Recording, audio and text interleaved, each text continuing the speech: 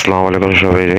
আজকে আপনাদের দেখাবো কিভাবে আমার ড্রাইভিং লাইসেন্স করছি বা আপনারা কিভাবে করতে পারেন যারা জানেন না। প্রথমে আপনাদেরকে ফটোকপির দোকানে গিয়ে একটা লার্নারের জন্য অ্যাপ্লাই করতে হবে। লার্নার কাগজ ওরা প্রিন্ট করে বের করে দিবে।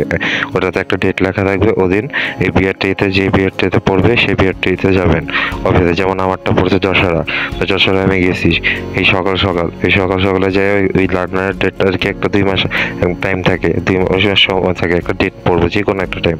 এমন পড়ছে আমার যেমন 29 তারিখ এক্সাম, এই যে গেলাম, যাওয়ার পরে এই আপনার ফিঙ্গারপ্রিন্ট ফার্স্টে দিলাম ওই যে লাইনে দাঁড়ায়।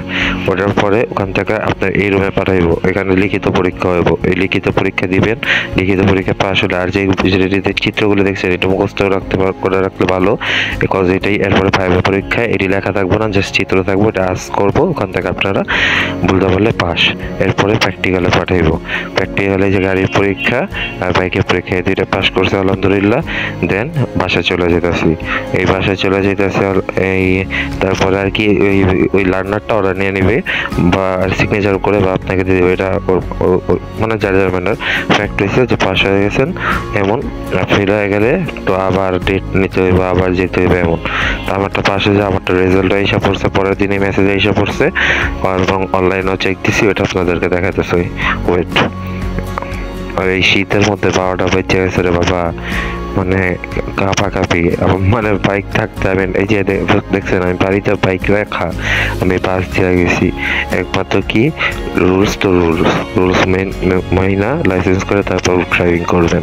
এই যে 29 তারিখে আমি যে এক্সাম দিছি, ফিঙ্গারপ্রিন্ট দিছি, পরীক্ষা দিছি, সব কিছু দিছি, ভাইভা দিছি, এভরিথিং ঠিক আছে। 4টা স্টেপ সব কিছু করলাম। পরের দিন সকালবেলা মেসেজ আসলো যে ইয়ার থেকে ভিডিও থেকে যে ডিয়ার আনাওয়াসা ভিউ পেছে ডিয়ার ড্রাইভিং লাইসেন্স লেখাই আছে, আপনারা দেখতে পারেন 29 তারিখ ডেট। বাস, এরপরে যদি এরপরে আর যে আপনার এই যে কপি, এই যে লাইসেন্সের কপি 2-3 দিনের মধ্যে আর কি আপনার যেটা ইয়েটা মানে রিসিভ কপিটা ওটা দিয়ে দিবে।